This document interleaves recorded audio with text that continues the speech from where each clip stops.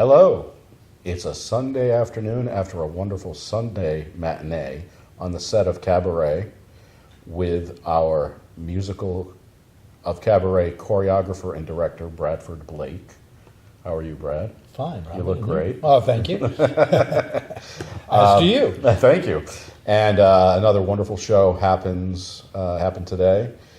And I'm going to ask Brad a few questions about how he came to be and after birth, and bring us up to date. So, Brad, give us sort of a way that you came into theater in, like at what age? Young, actually through puppetry.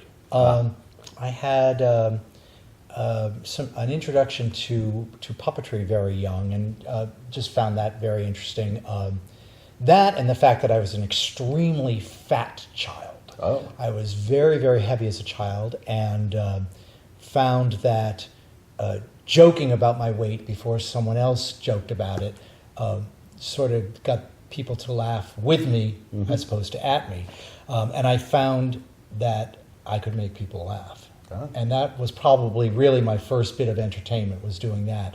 So, it's kind of that cathartic sort of, therapeutic birth into showbiz and entertainment. So we're talking like 10 years old? Yeah. Those horrible years. Oh, Going into the pre-tween years, teen years. Yeah.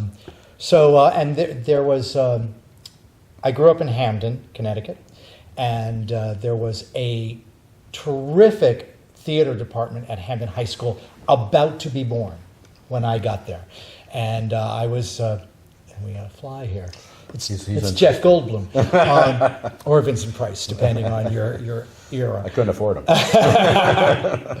And I was on the ground floor of that. I was one of the first classes that was part of this new theater department that was becoming active there. And I loved theater. I loved musicals. My Sunday afternoons were spent watching WNEW, Channel 5 out of New York, watching all the 1930s Busby Berkeley musicals, the gangster movies, the Dead End Kids, the Bowery Boys. Wine. Yeah, exactly. and so what was his name? Sketch Scott. I forget his name now. Yeah. But Leo Gorcey. Right. And I love this entertainment, and those horrible but wonderful Busby Berkeley musicals about how backstage life was, and it was all magic, and Ruby Keeler could learn the lead's role in 5 minutes and then go on and steal the show. That was just wow. That was what theater was to me. Wow. So I got in early, and no one in my family was involved in music or theater. So I was the oddball. I was the milkman's son, and I really loved it. And when I was 14, I played Barnaby Tucker in a school production of Hello, Dolly, and I got a lot of laughs. I don't know how I did it, but I just got a lot of laughs in that show, and I said, I like this. I really like this a lot.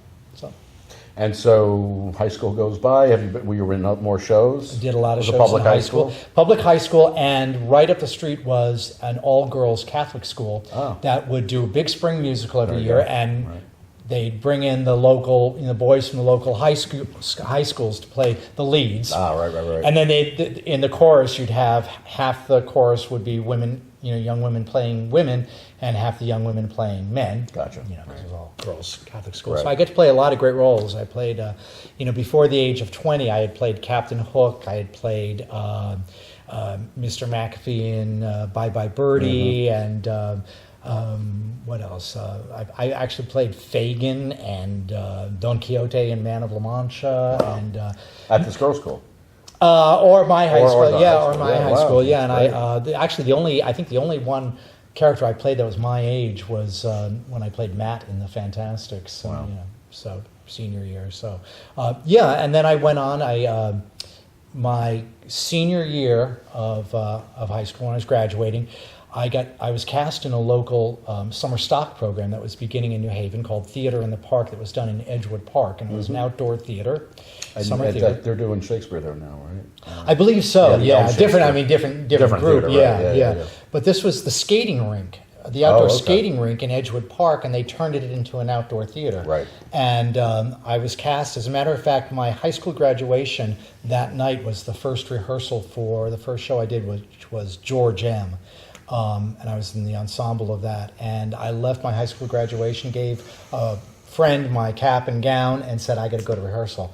And so I did 3 seasons of summer stock there, just locally, which was nice. It was equity leads, and I learned a great deal. I was very fortunate to have Joe Giuliano, who was my high school drama coach, Tom Peterson, who was one of my professors of theater at Southern Connecticut, and also ran this summer theater, who just absolutely taught me the importance of knowing every aspect of the theater and appreciating and respecting every aspect of the theater, and the discipline.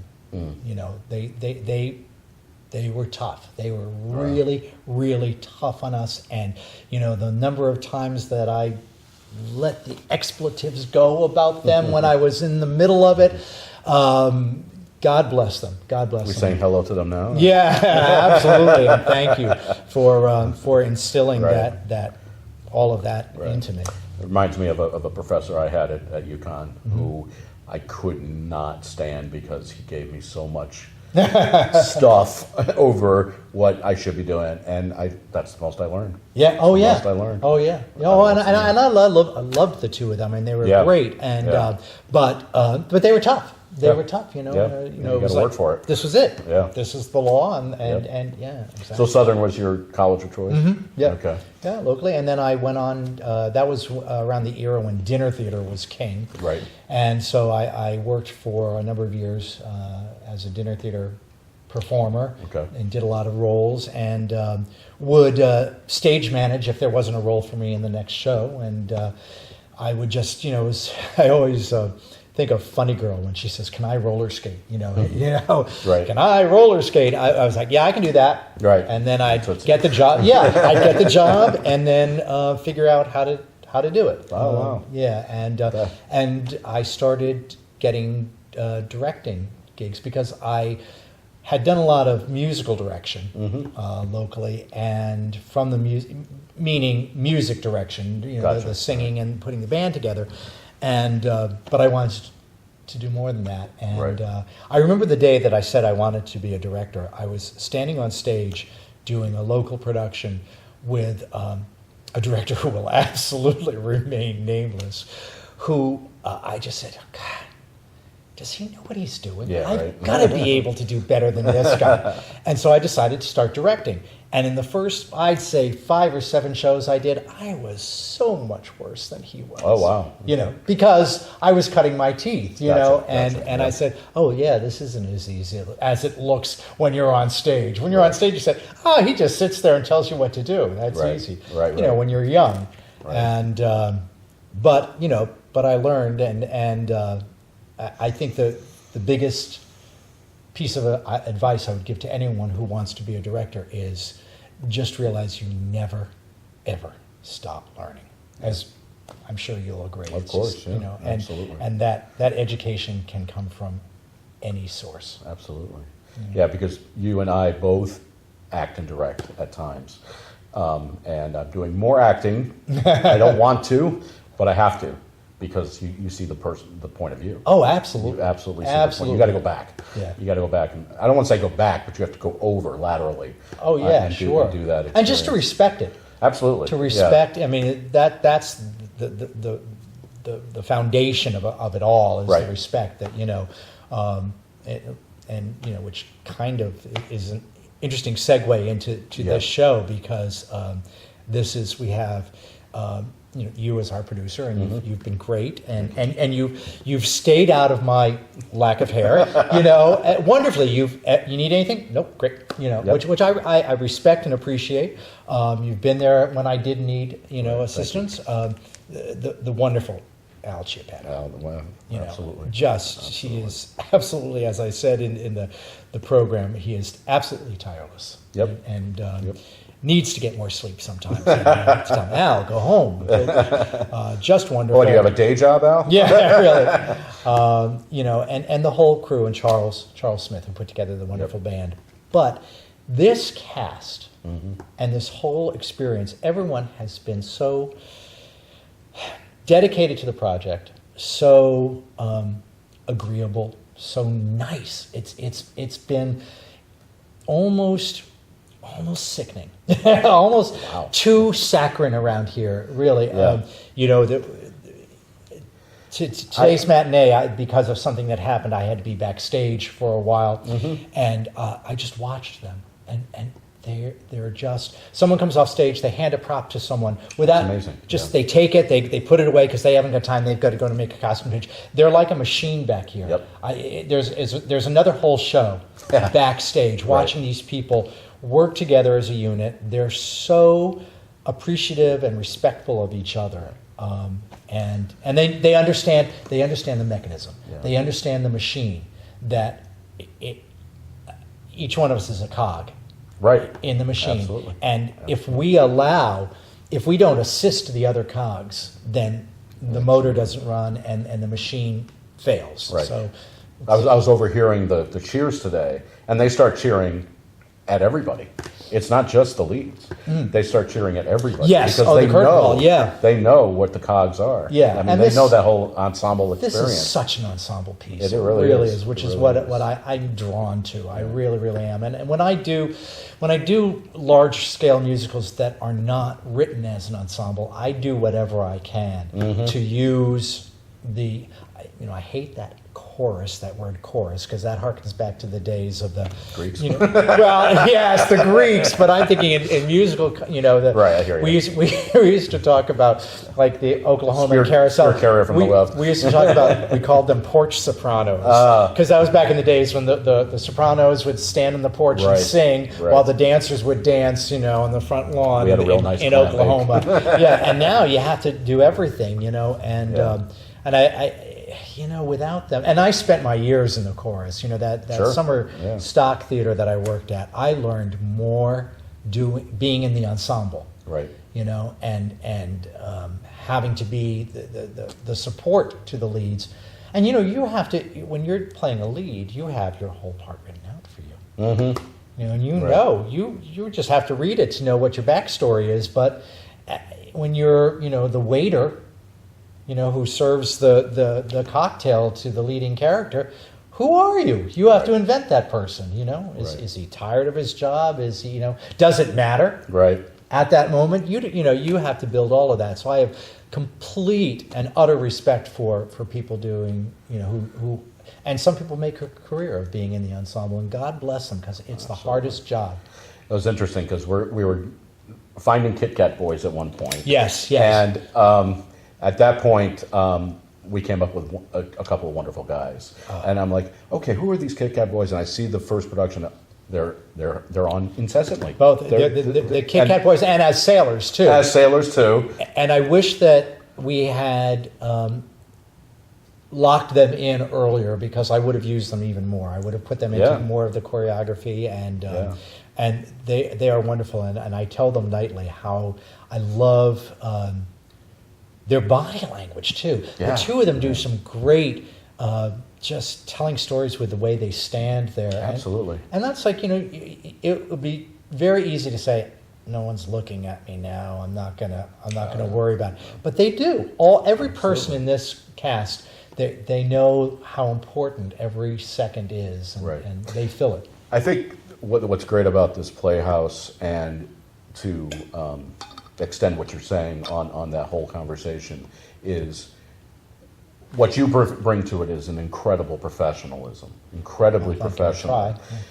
Try. And what the rest of us bring to it is a family type of atmosphere and a rooting for the other person. And when I'm teaching audition techniques, you root for the person that you're auditioning with. Yes. Oh, yeah. Sorry, I ended with a preposition, but you do, and then you come out in the process.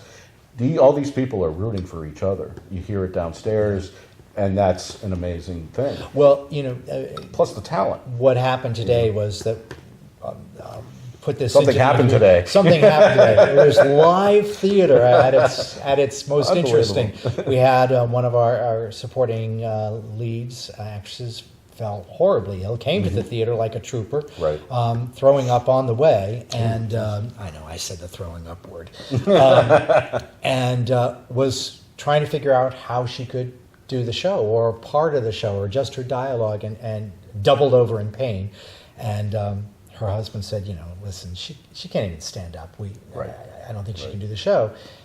And so we made the decision to hold the show for about 10 minutes, and I went into the dressing room, the ladies' dressing room, and I pulled two of the Kit Kat girls out and said to them, I think either one of you could pull this off today. How do you feel about it? And one of them said, you know what? I don't think I can. Yep. And totally respected that honesty. Absolutely. I said, gotcha, thank you. I Right. appreciate the honesty. And the other one said, I'm game. So it was live theater. We Yep. we were coaching her backstage. She was again, the Busby Berkeley movie. I felt like Warner Baxter backstage with Ruby Keeler saying, okay, and this, you're going to come out here, you're going to do this, go, and I pushed her out, in her kimono. And not only did she do it, Aaron Walsh did an amazing job covering this role today, and we also farmed out some of her other duties to including someone in the band. Took one of her songs and sang one of her songs. Oh, wow. Yeah. You didn't know that. I You wasn't came here late. at that time. But Kieran Miner, who is our second keyboard and accordion player, who plays accordion for the song "Tomorrow Belongs to Me," and comes down onto the stage for that. He came on. He sang her part for it. That's because Aaron didn't know those two verses. I said, "Taking it away from you." Kieran had done the show before, so he knew it, and it was great. But the amazing thing is not just that this one person pulled it off. The whole crew pulled it off. The whole cast, the tech crew, Chris Marker, the stage manager, everyone came together. And to go back to what you were saying about rooting for your audition partner, is that the cast members said to me, they said, wow, this was one of my favorite performances. There you go. Because their mind was first of all, they had to be on top of their game because they had to expect anything to happen.